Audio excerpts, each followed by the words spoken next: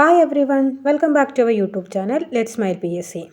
മത്സര പരീക്ഷകളിൽ വിജയം നേടുക എന്നുള്ളത് എന്നെപ്പോലെ തന്നെ നിങ്ങളുടെ ഓരോരുത്തരുടെയും വലിയ ഒരു സ്വപ്നമാണല്ലോ. PSC, UPSC, ബാങ്ക് ടെസ്റ്റുകൾ, SSC അങ്ങനെ ഏത് പരീക്ഷയാണെങ്കിലും പഠിച്ച കാര്യങ്ങൾ കൃത്യമായി ഓർത്തെടുക്കുക എന്നത് വളരെ പ്രധാനപ്പെട്ട ഒരു കാര്യമാണ് അല്ലേ? പരീക്ഷ അടുക്കാറാകുമ്പോഴും അല്ലെങ്കിൽ പരീക്ഷാ സമയത്തുമൊക്കെ നമ്മൾ ഓരോരുത്തരുടെയും ടെൻഷനിലാക്കുന്ന ഏറ്റവും വലിയ കാര്യമാണ് അയ്യോ പഠിച്ചത് മറന്നു പോകുമോ എന്നുള്ളത്. അതുകൊണ്ട് തന്നെ ഇന്ന് നമ്മൾ സംസാരിക്കാൻ വേണ്ടിയിട്ട് പോകുന്നത് ഈ ഓർമ്മക്കുറവിനെ എങ്ങനെ മറികടക്കാം എന്നതിനെക്കുറിച്ചാണ്. മത്സര പരീക്ഷകളിൽ മികച്ച വിജയം നേടാൻ സഹായിക്കുന്ന പ്രായോഗികമായ ചില മെമ്മറി ട്രിക്കുകളാണ് ഞാൻ ഈ ഒരു വീഡിയോയിൽ ഉൾപ്പെടുത്തിയിട്ടുള്ളത്. വീഡിയോ പൂർണ്ണമായും കണ്ടതിന് ശേഷം നിങ്ങൾക്ക് ഇഷ്ടപ്പെടുകയാണെങ്കിൽ തീർച്ചയായിട്ടും ലൈക്ക് ചെയ്യുക. അതുപോലെ തന്നെ നിങ്ങളുടെ വിലയേറിയ അഭിപ്രായങ്ങൾ കമൻറ്റ് ബോക്സിൽ രേഖപ്പെടുത്തുക. നിങ്ങൾ സബ്സ്ക്രൈബ് ചെയ്യാതെയാണ് ഈ വീഡിയോ കാണുന്നതെങ്കിൽ തീർച്ചയായിട്ടും ചാനൽ സബ്സ്ക്രൈബ് ചെയ്യുക. അപ്പം ഞാൻ ഇന്ന് നിങ്ങളോട് സംസാരിക്കാൻ വേണ്ടിയിട്ട് പോകുന്നത് മെമ്മറി ട്രിക്സ് ഫോർ PSC എന്നുള്ളതാണ്. ആദ്യമായിട്ട് ഏറ്റവും ബേസിക്കും എന്നാൽ പലപ്പോഴും തെറ്റിദ്ധരിക്കപ്പെടുന്നതുമായിട്ടുള്ളൊരു വിദ്യയാണ് റോട്ട് ലേണിംഗ് അഥവാ ആവർത്തന പഠനം അല്ലെങ്കിൽ കാണാപ്പാഠം. ബൈഹാർട്ടിംഗ് അല്ലെങ്കിൽ റോട്ട് ലേണിംഗ് എന്ന് കേൾക്കുമ്പോൾ നമുക്കൊരു തോന്നലുണ്ടാവും, അതായത് നമ്മൾ ഇത് പഴയ കാലത്ത് ഔട്ട്ഡേറ്റഡ് ആയിട്ടുള്ളൊരു രീതിയല്ലേ എന്നുള്ളൊരു ചിന്ത നമുക്ക് എല്ലാവർക്കും ഉണ്ടാകാം.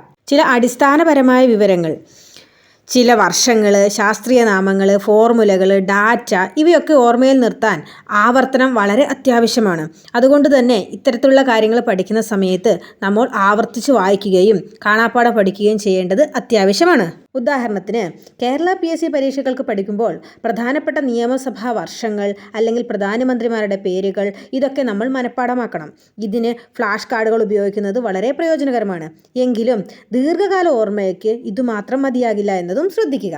രണ്ടാമത്തെയും വളരെ രസകരവുമായ ഒരു വിദ്യയാണ് നിമോണിക്സ്. വിവരങ്ങളെ എളുപ്പത്തിൽ ഓർമ്മിക്കാൻ സഹായിക്കുന്ന സൂത്രവാക്യങ്ങളാണ് ഇവ. നമ്മളെ ഓർമ്മിക്കാൻ സഹായിക്കുന്ന രീതിയിൽ പലതരത്തിലുള്ള ന്യൂമോണിക്സുകളും ഇന്ന് ഉണ്ട്. അതിനൊരു എക്സാമ്പിളാണ് ആക്രോണിംസ്, അതുപോലെ മറ്റൊരു എക്സാമ്പിളാണ് അക്രോസ്റ്റിക്സ്, കഥകൾ മുതലായവ. ഇത്തരത്തിലുള്ള ചെറിയ ചെറിയ കോഡുകൾ നമുക്ക് പഠിക്കാനും പരീക്ഷയ്ക്ക് ഓർത്തിരിക്കാനും വളരെ എളുപ്പമുള്ളവയാണ്. ഉദാഹരണത്തിന് മഴവില്ലിൻ്റെ നിറങ്ങൾ ഓർത്തിരിക്കാൻ നമ്മൾ ഉപയോഗിക്കുന്ന വാക്കാണ് വിബ്ജിയോർ എന്നുള്ളത്, അതായത് violet, IndiGo, blue, green, yellow, orange, red. ഇങ്ങനെ നമ്മൾ കോഡ് ഉണ്ടാക്കി പഠിക്കുന്ന സമയത്ത് നമുക്ക് പഠിക്കാൻ സമയവും ലാഭമാണ്. അതുപോലെ തന്നെ പരീക്ഷയുടെ സമയത്ത് നമുക്ക് പെട്ടെന്ന് ഓർത്തെടുക്കാനും സാധിക്കും. My very educated mother just served us noodles എന്നുള്ള ഈ ഒരു സെൻറ്റൻസ് പഠിക്കുകയാണെങ്കിൽ നമുക്ക് സൗരയൂഥത്തിലെ ഗ്രഹങ്ങളുടെ ക്രമം ഓർത്തിരിക്കാൻ സാധിക്കും. ഈ ഒരു സെൻറ്റൻസിലെ വാക്കുകളിലെ ആദ്യ അക്ഷരം സൗരയൂഥത്തിലെ ഗ്രഹങ്ങളെ കുറിക്കുന്നു. യഥാക്രമം Mercury, Venus, Earth, Mars, Jupiter, Saturn, Uranus, Neptune എന്നിങ്ങനെ. ഇതുപോലുള്ളവ നിങ്ങൾ സ്വന്തമായി ഉണ്ടാക്കിയെടുക്കുകയും പഠിച്ചു വയ്ക്കുകയും ചെയ്താൽ നിങ്ങൾക്ക് തീർച്ചയായിട്ടും പരീക്ഷയ്ക്ക് അക്കാര്യങ്ങൾ ഓർമ്മയിൽ വരും. ഫാക്റ്റുകൾ ഓർത്തു വയ്ക്കാനുള്ള മറ്റൊരു ഇമ്പോർട്ടൻ്റ് ആയിട്ടുള്ള മെമ്മറി ട്രിക്കാണ് കഥകളിലൂടെ പഠിക്കുക എന്നുള്ളത്. കഥകളും പാട്ടുകളും ഉപയോഗിച്ച് താളത്തിൽ വിവരങ്ങൾ പഠിക്കുന്നത് കാര്യങ്ങളെ കൂടുതൽ രസകരമാക്കുകയും ഓർമ്മയിൽ നിർത്താൻ സഹായിക്കുകയും ചെയ്യും. പ്രത്യേകിച്ച് നിയമങ്ങളോ സൂത്രവാക്യങ്ങളോ പഠിക്കുമ്പോൾ ഇത് പരീക്ഷിക്കാവുന്നതാണ്. മൂന്നാമത്തെ ടെക്നിക്കാണ് വിഷ്വലൈസേഷൻ, അതായത് പഠിക്കുന്ന കാര്യങ്ങളെ മനസ്സിൽ ചിത്രങ്ങളായി കാണുക. നമ്മുടെ തലച്ചോറിന് വാക്കുകളേക്കാൾ വേഗത്തിൽ ചിത്രങ്ങളെ ഓർത്തെടുക്കാൻ കഴിയും. അതായത് നിങ്ങളൊരു നദിയെക്കുറിച്ചാണ് പഠിക്കുന്നതെങ്കിൽ വെറുതെ വാക്കുകൾ വായിക്കുന്നതിന് പകരം ആ നദി എവിടെ നിന്ന് ഉത്ഭവിക്കുന്നു, എങ്ങനെ ഒഴുകുന്നു, ചുറ്റുപാടുകൾ എന്തൊക്കെയാണ് എന്നൊക്കെ മനസ്സിലൊരു ചിത്രം വരയ്ക്കുക. ചരിത്ര സംഭവങ്ങൾ പഠിക്കുമ്പോൾ ഒരു സിനിമ കാണുന്നത് പോലെ മനസ്സിൽ സങ്കല്പിക്കുക. ഇത് നിങ്ങളുടെ ഓർമ്മയെ കൂടുതൽ ദൃഢമാക്കും. നാലാമത്തേതാണ് എല്ലാവർക്കും പ്രയോജനകരമായ മൈൻഡ് മാപ്പിംഗ്. ഒരു വലിയ അധ്യായമോ വിഷയമോ പഠിക്കുമ്പോൾ പ്രധാന ആശയം നടുവിൽ എഴുതി അതിൽ നിന്ന് ശാഖകളായി പ്രധാന പോയിന്റുകൾ എഴുതുക.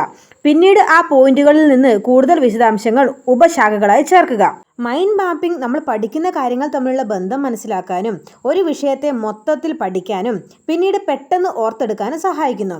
വിവിധ നിറങ്ങളും ചിത്രങ്ങളും ഉപയോഗിക്കുന്നത് നിങ്ങളുടെ മൈൻഡ് മാപ്പിങ്ങിനെ കൂടുതൽ ആകർഷകവും ഓർമ്മിക്കാൻ എളുപ്പവും ആക്കും. അവസാനത്തേതും ഏറ്റവും ഫലപ്രദവുമായ വിദ്യയാണ് ആക്റ്റീവ് റീകോൾ അഥവാ പെർഫെക്റ്റ് റീകോൾ.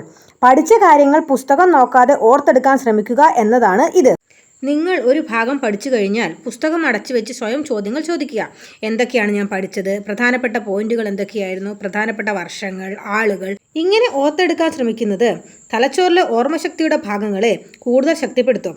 സ്വയം ടെസ്റ്റുകൾ നടത്തുക, സുഹൃത്തുക്കളോടൊപ്പം പഠിച്ച കാര്യങ്ങൾ ചർച്ച ചെയ്യുക എന്നിവയും ഈ വിഭാഗത്തിൽ പെടും. ഈ പറഞ്ഞ ടെക്നിക്കുകൾക്ക് പുറമെ നമ്മളുടെ ഓർമ്മശക്തി വർദ്ധിപ്പിക്കാൻ സഹായിക്കുന്ന മറ്റു ചില കാര്യങ്ങൾ കൂടിയുണ്ട്. നല്ല വ്യായാമം, നല്ല ആഹാരം, നല്ല രീതിയിലുള്ള മതിയായ ഉറക്കം, ചിട്ടയായ പഠനം, പഠനത്തിനിടയിലുള്ള കൃത്യമായ ഇടവേളകൾ എന്നിവയെല്ലാം നമ്മളുടെ ഓർമ്മശക്തിയെ വർദ്ധിപ്പിക്കും. ഓർക്കുക, ഈ വിദ്യകളെല്ലാം പരിശീലനത്തിലൂടെ മെച്ചപ്പെടുത്താവുന്നതാണ്. ഓരോരുത്തർക്കും അനുയോജ്യമായ വിദ്യകൾ വ്യത്യസ്തമായിരിക്കും. അതിനാൽ ഈ വിദ്യകൾ എല്ലാം പരീക്ഷിച്ച് നിങ്ങൾക്ക് ഏറ്റവും ഫലപ്രദമായത് ഏതാണെന്ന് കണ്ടെത്തുക. ഈ വീഡിയോ നിങ്ങൾക്ക് ഇഷ്ടപ്പെട്ടെങ്കിൽ ലൈക്ക് ചെയ്യാനും നിങ്ങളുടെ സുഹൃത്തുക്കളുമായി പങ്കുവെക്കാനും മറക്കരുത്. ഇതുപോലുള്ള കൂടുതൽ വീഡിയോയ്ക്കായി ഈ ചാനൽ സബ്സ്ക്രൈബ് ചെയ്യുക. ഇതുപോലെ ഇൻഫോർമേറ്റീവ് ആയിട്ടുള്ള മറ്റൊരു ക്ലാസ്സുമായിട്ട് അടുത്ത വീഡിയോയിൽ കാണാം. അതുവരേക്കും ബൈ ബൈ.